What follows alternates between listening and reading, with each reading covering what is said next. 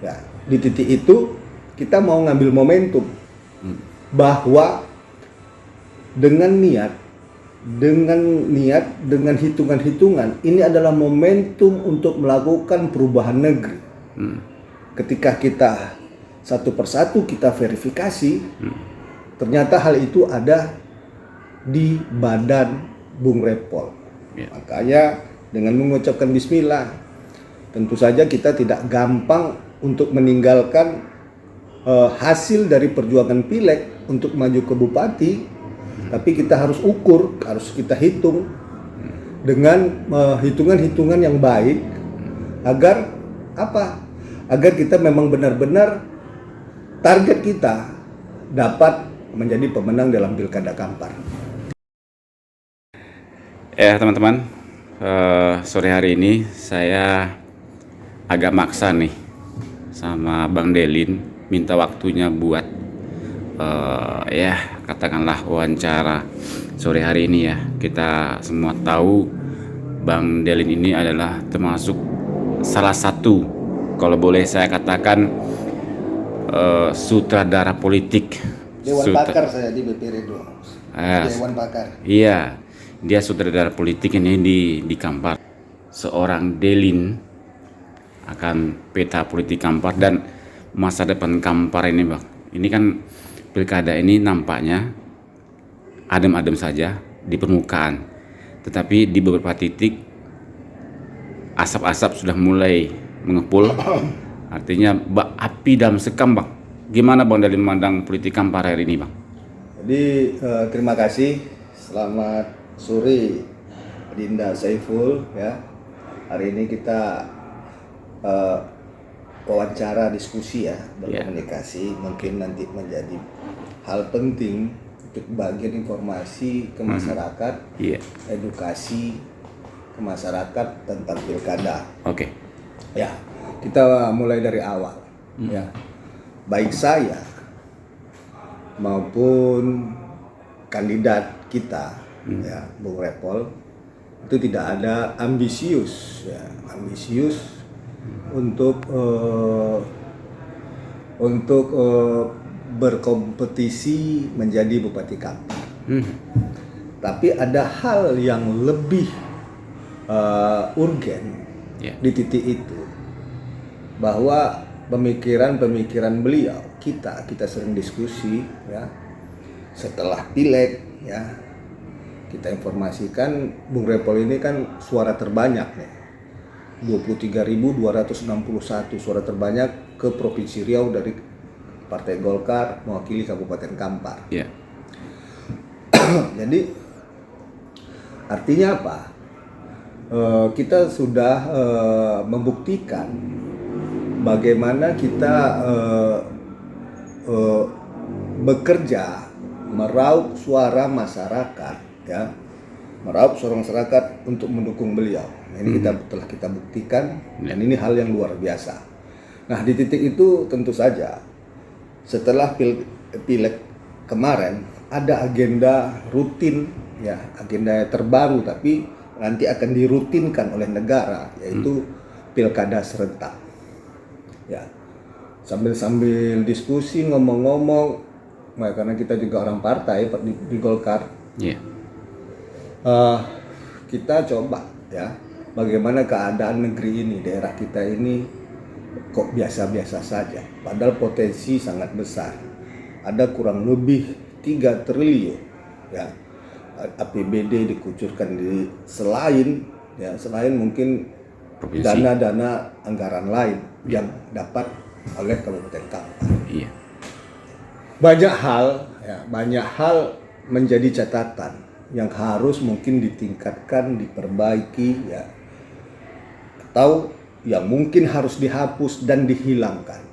Seperti mungkin yang ada di tengah masyarakat, pungli, rekrutmen, jual beli jabatan, jual beli proyek. Yang ini kalau nggak kita rubah, akan kena kepada generasi kita selanjutnya.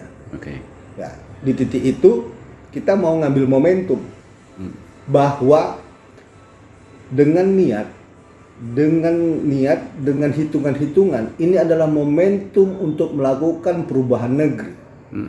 Ketika kita satu persatu kita verifikasi, ternyata hal itu ada di badan Bung Repol.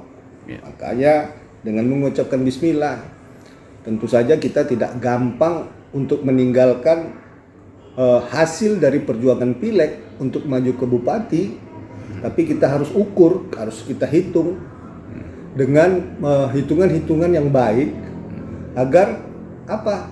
Agar kita memang benar-benar target kita dapat menjadi pemenang dalam Pilkada Kampar. Ya, Bang Delin, bicara ini kan Pak Repol meninggalkan status dia sebagai anggota DPRD Riau dengan meraup 23.000 sekian tadi suara ya. Ada yang menilai Pak Repol ini mengkhianati suara rakyat. Mungkin ada pandangan khusus dari Bang Delin. Kalau ada yang menilai itu mengkhianati suara rakyat, saya pikir yang cerita itu, yang ngomong itu adalah orang yang bukan memilih Bung Repol. Karena apa? Yang 23-21 itu mendorong Repol untuk menjadi bupati. Justru mereka lah yang menginginkan Pak Repol bertarung di pilkada ini ya? Iya. Oh gitu ternyata. Kita datangi loh. Iya. Kita datangi loh titik-titik satu persatu, simpul-simpul kita. Iya. Kita datangi tersebut pejuang-pejuang Repol. Iya. Yang menjadikan dia pendulang suara terbanyak ke provinsi, kita datangi. Makanya saya bilang, ini bukan ambisius. Iya. Tapi kita harus hitung-hitung, dan ini momentum untuk perbaiki negeri. Itu sebetulnya saya ingin menjawab gonjang ganjing. Ya pokoknya asal Repol nggak maju, asal Repol nggak ada, ya dibuat bahasa-bahasa itu. Kita tahu loh siapa-siapa yang membahasakan itu, tapi kita nggak pedulikan. Oke. Artinya dengan mempertimbangkan suara mengharapkan Repol maju ini, makanya Repol mempertimbangkan itu secara matang, kemudian dia maju sebagai Bupati Kampar. Benar Bang ya. Okay. Benar. Kemudian ada pemikiran, ya, dan saya yang selalu mendampingi beliau. Ketika menjadi anggota legislatif, kita punya keterbatasan membantu orang. Iya. Kita punya keterbatasan membangun dengan pokir-pokir kita. Iya. Sehingga kita hanya dikasih pelapon, kita tidak membuat skala prioritas secara universal. Yeah. Tapi ketika kita di eksekutif, ini lain hitungannya. Kita bisa menggiring, menggiring satker, ya, menggiring kepala-kepala desa atau lurah yang ada. Apa sih yang diinginkan pembangunan? Apa sih yang diinginkan masyarakat untuk disentuh? Kita punya kekuasaan lebih. Memang benar hari ini kita sudah tangkap bahwa untuk menjadi eksekutif itu lebih besar pengaruhnya di dalam hal melakukan kebaikan-kebaikan di negeri ini dibandingkan dengan seorang legislatif. Ya Bang, ini Pak Repol saya pernah diajak sih ya, di samping saya menarikan diri, mengikuti kegiatan Pak Repol. Berangkatnya jam 6-an Bang, pagi, pulangnya tengah malam. Pak Repol ini sedang bekerja keras atau sedang bekerja cerdas ini Bang? Dia itu gimana ya? Ya banyak yang sikap dia menjadi teladan kawan-kawan, bahkan bagi saya sendiri. Ya, bekerja keras dengan kecerdasan, ya, bukan bekerja keras dengan kebuntuan. Dia bekerja keras memang, ya, tapi dengan kecerdasan. Artinya apa? Itu sejalan dalam sikap-sikap beliau di dalam melakukan kegiatan sehari-hari. Terkadang kita sendiri udah bukan mengeluh ya, kemampuan kita untuk mengikuti seperti itu kita kadang kalah dibanding beliau. Nah, jadi itu seiring kerja keras dan kerja cerdas. Ini Pak Repol ini membangun atau menanam itu kan sudah lama ini. Sudah lama. Dari 2004 dia menjadi anggota DPRD Kampar, periode pertama beliau ya. Ini kan lama sekali dia mengabdi. Moto beliau kan juga hidup adalah pengabdian, Bang. Nah, seberapa besar kalau misalnya Pak Repol duduk sebagai Bupati Kampar didampingi oleh Bung Ardo? Seberapa besar pengabdian ini akan Abang nilai lah ke depan prediksi ini? Terus terang saja Adinda Saiful ya. Saya sama Pak Repol ini baru dekat sekitar 3 tahunan 4 tahunan ini ya. saya pikir Yang intens ya. ya intens ya, kalau kenal ya udah jelas. Tapi ketika saya mengikuti sosok beliau ini menarik ya. Ya saya juga terus terang ya, di dalam hal itu saya tidak ada lihat dari kehidupan beliau itu rasa mau hidup bermewah-mewah. Dia memang bahagia dengan kesederhanaannya. Ya. Saya lihat ya, ketika juga digonjang-ganjingkan beliau pindah ke rumah dinas yang peruntukan untuk ketua DPRD, tapi dia yang menghuni. Ya, saya lihat bermacam-macam jenis lapisan masyarakat yang tertolong oleh beliau, baik tentang kehidupan, kesehatan, pendidikan, olahraga dan apapun. Beliau selalu menantikan janji dia di tengah masyarakat. Artinya apa? Beliau memang nyaman dengan pekerjaan-pekerjaan menyentuh masyarakat. Ruang tersebut dia kuasai. Sulit untuk orang ceritanya hanya dibuat-buat, tapi dia memang berbuat. Dia bukan dibuat-buat, tapi itu kalau bahasa kita memang puangainya contoh itu. Bekerja, melayani. Bahkan saya pernah tanya, berapa lama sih ketua jumpa sama anak-anak? Dia bilang kalau dia Jakarta nyambil jumpa, sudah itu pulang lagi. Artinya dia memang sesuai dengan apa yang menjadi tanggung jawabnya sebagai wakil rakyat. Saya lihat seperti itu, luar biasa. Dan saya juga ngomong komunikasi dengan kawan-kawan yang ada di legislatif, kawan-kawan beliau, seperti apa sosok-sosok beliau. Ya mirip-mirip sama saya jawabannya, mirip-mirip sama saya tangkapan rangkuman tabiat beliau. Jadi ini menjadi hal mendasar luar biasa bahwa nanti ya kalau diberikan amanah oleh rakyat, saya pikir ini tetap akan menjadi komitmen beliau ya tentang hal ini.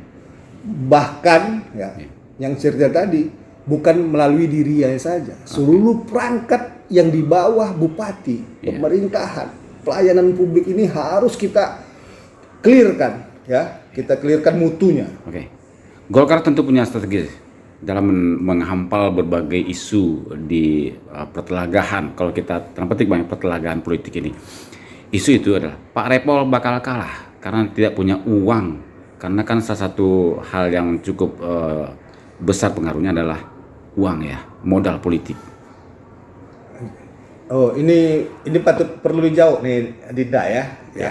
Jadi ya hari ini dan hari-hari kemarin, termasuk ketika di pileg kemarin, Repol tetap dikecilkan ya. Mampu nggak dia melawan kekuatan uang? Nah, melapor di berapa titik pertanyaan itu saya jawab. Sesungguhnya kalau perbuatan Repol ini setiap hari kita hitung dengan materi, dia sudah lebih kaya daripada orang yang baru mau muncul di kontestan politik dengan membayar suara rakyat. Dia sudah meletak modal. Kalau kita hitung, dia sudah bermodal investasi dia kalau kita hitung ya, turun ke masyarakat, mengurus orang sakit, membantu orang bersekolah, membangun ini, kadang dengan pribadinya itu sudah jauh karena beliau berbuat bukan ketika momen dia mau dipilih. Pilkada ini. Ya, benar. Nah, kemudian ya setelah berhasil ya kita lihat lawannya dipilih itu orang kaya loh. Orang bukan orang sekedar kaya, sangat kaya. Ya, artinya kita nggak ragu tentang hal itu. Yang kemudian hari ini udah kita buktikan siapa sih ya, bukan kita katakan kita berlumuran dengan materi, tapi siapa sih yang sungguh-sungguh ya, survei pengkondisian di masyarakat. Bahkan hari ini mohon maaf izin ya kita lihat mobilisasi tim Repol Ardo ini sangat banyak di ibu kota ini. Dan itu tentu kalau dihitung materi itu luar biasa. Luar biasa. Namun itu bukan menjadi sok-sokan kita Ya, itu memang untuk suatu pekerjaan. Artinya Repol, saya tahu sekali lah, kalau dia menyuruh kita kerja, menyuruh kita untuk berkegiatan, berarti segala tetek bengek, segala urusan materi itu sebetulnya sudah clear, termasuk dengan majunya bupati ini. Ya, dia tidak akan pernah mengatakan kita berlumuran dengan materi, dengan uang, tapi ketika kita kerja, ya, dia sudah hitung. Dan benar, ini udah kita hitung bersama. Kita akan sampai kepada tujuan, bukan di tengah jalan kita berhenti. Ini Golkar. Oke, Oke Bang, ini menarik sekali ini wacana yang berikut ini Bang. Ini kan kemarin Pak Repol semacam ada video yang saya temukan di media sosial bahwasannya lawan politik mengatakan mengambil momen, mengumpulkan KTP, mengatasnamakan tim Redo untuk dikasih uang, dan itu dibantah langsung oleh Pak Repol. Tentu artinya ini kan sebuah langkah politik, tentu berdasarkan analisis dan kejadian yang nyata. Mungkin ada hal ini Mas sampaikan. Ya, ini kan pilkada ini kan semangat bersama, yang kita hormat dengan kandidat-kandidat lain, ya. Bagaimana hormatnya mereka juga kepada kita, ya. Namun untuk memenangkan kontestan, menjadi seorang pemenang, menjadi juara satu, kita juga punya hak, kita juga mempunyai tanggung jawab mengedukasi masyarakat, mengedukasi masyarakat. Artinya begini, ketika kita berusaha, ya, untuk menang dengan segala cara, saya pikir ini hal yang sia-sia, ya, dengan janji mengumpulkan KTP, KK di penduduk-penduduk, di rumah-rumah penduduk, ya, untuk diberikan sesuatu nantinya. Saya pikir ini hal pekerjaan yang sia-sia. Apalagi mengatasnamakan tim Bung Repol, ya. Karena kita memang sudah sepakat seluruh tim, ya, untuk tidak melakukan itu. Kita harus mengedukasi masyarakat. Seperti di Pileg kemarin, kita tidak melakukan itu, tidak membeli suara. Namun perlu juga penjelasan kepada masyarakat bahwa yang berbuat seperti itu kita pastikan bukan tim Bung Repol. Nah, ini suatu kerja yang harus kita sosialisasikan melalui tim kampanye digital dan kawan-kawan media, ya. Kita juga minta dibantu bahwa kita tidak akan pernah melakukan hal-hal tersebut, sehingga ini clear bahwa kalau yang melakukan minta pengumpulan KTP dan data itu bukan dari tim Repol. Terserah saja mau kandidat yang lain, ya, kalau memang ada, ya. Tapi jangan mengatasnamakan tim Repol, karena kita sudah sepakat dan ini sudah kita punya format bagaimana untuk menang, kita sudah punya itu. Siap Bang, terakhir Bang, 2 lagi lah. Kita bisa sejarah Bang, bahwasanya dulu Repol ini musuh bebuyutan Jeffrey Nur. Nah, sekarang Repol menggandeng anak musuh bebuyutan. Benar. Tentu pertimbangannya logis dan tidak emosional. Benar. Rasional Repol dalam mengambil Ardo ini. Seberapa kuat? Ini kan Ardo tidak mempunyai sampan Demokrat, ini diambil oleh orang lain ini. Dan dia keluar dari itu, dari zona nyamannya. Seberapa besar pengaruh sosok Jeffrey Nur dalam memenangkan Redo, Bang? Jadi gini, kita juga ingin menyampaikan, ya, bahwa tentu saja ketika Repol menyatakan dia maju, ya, tentu saja dia punya pertimbangan siapa sih wakilnya. Ya. Pertama, pertimbangan wakilnya ialah bakal bisa bekerjasama ke depan di pemerintahan. Tapi yang jelas, ya, ketika tadi Bung Saiful mengatakan lawan apa namanya? Musuh bebuyutan. Sesungguhnya manusia ini bisa berubah-ubah. Ya, kita bisa berubah menjadi lebih baik di kedua sisi. Ya. Mungkin kemarin kita salah hitung dalam hubungan silaturahmi kedua belah pihak. Kebetulan memang ya politik ini tentu ada dua kebijakan yang kadang berbenturan. Namun hari ini inilah bentuk komitmen seorang Repol ketika di akhir-akhir penentuan pasangan, dia berjuang bersama Ardo. Namun tidak mendapatkan partai yang di sebelah Ardo. Iya. Ya, ini bentuk komitmen beliau. Iya. Bentuk komitmen beliau. Dan tidak mau mengkhianati ya. Dan tidak mau mengkhianati, tapi tentu tadi bekerja cerdas. Ini hitungannya menang. Oke. Ya, ini komitmen, Ya. tapi tetap dihitung. Iya. Jangan kita setia-setia seperti kebakuan ya, buntu, setia yang buntu. Tidak. Ini komitmen Iya. dan berpikir cerdas. Iya. Itu hitungan kita. Oke. Makanya tentu saja ini adalah nilai lebih ya.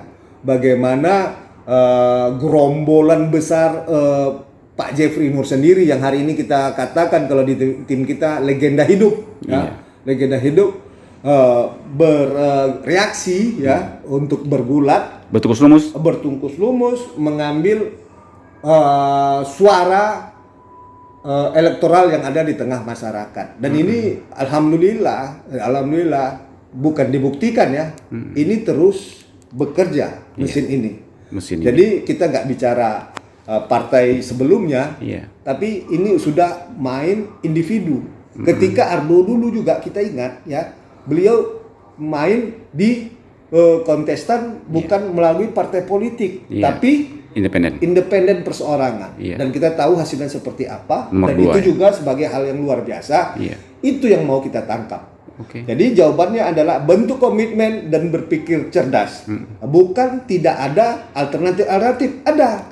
Tapi inilah sebagai pilihan terbaik bagi kita, bagi kami untuk menjadi pemenang. Bang, sampan Demokrat diambil oleh orang lain, tapi mesinnya diambil oleh Repol dan Ardo. Itu kita semua sudah maklumi itu, Bang.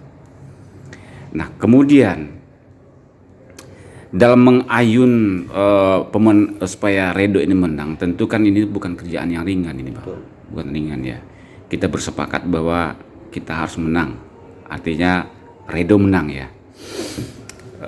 Seberapa besar kemenangan kans Redo ini untuk menang, Bang? Mesin politik tadi lah kaitannya. Ya. Kalau kans menang ya, kita juga ingin menggiring pikiran-pikiran masyarakat ya di dalam hal tentang election ini. Election ini artinya pemilihan-pemilihan. Apa itu? Baru saja Pilpres berjalan. Yang mana Pilpres ini 6 bulan sebelum pemilihan, seluruh lembaga survei yang kredibel ya melakukan survei mengatakan Bapak Prabowo itu menjadi pemenang. Bahkan di akhir-akhir 2 bulan sebelum hari H muncul gerakan menang satu putaran, dan akhirnya memang terbukti 52%. Ya. Ini lembaga survei yang kredibel. Nah, ketika ada pertanyaan seberapa besar kans untuk menang, 6 lembaga survei yang mensurvei Pilpres kemarin mensurvei Pilkada Kampar dan mengatakan Repol menang. Walaupun bisa dijelaskan, Bang? Bisa dijelaskan konkret itu? Bisa. Seperti apa tuh? LSI DNIJA itu ya. LSI Indobarometer, Saiful Mujani riset SMRC itu. Ada 2 lagi ya, saya nggak ingat. Tapi yang jelas itu adalah lembaga survei yang kredibel yang mengatakan di Pilpres kemarin Prabowo menang. Nah, yang mensurvei ini bukan kita. Kita hanya survei pertama LSI DNIJA. Dan yang selanjutnya 2, 3, 4, 5 itu yang mensurvei itu pihak lain. Pihak lain. Ya, lembaga survei kredibel ini berani ekspos hasil surveinya. Nah, sehingga ketika mengarah kepada sosok satu nama Repol ini menjadi modal.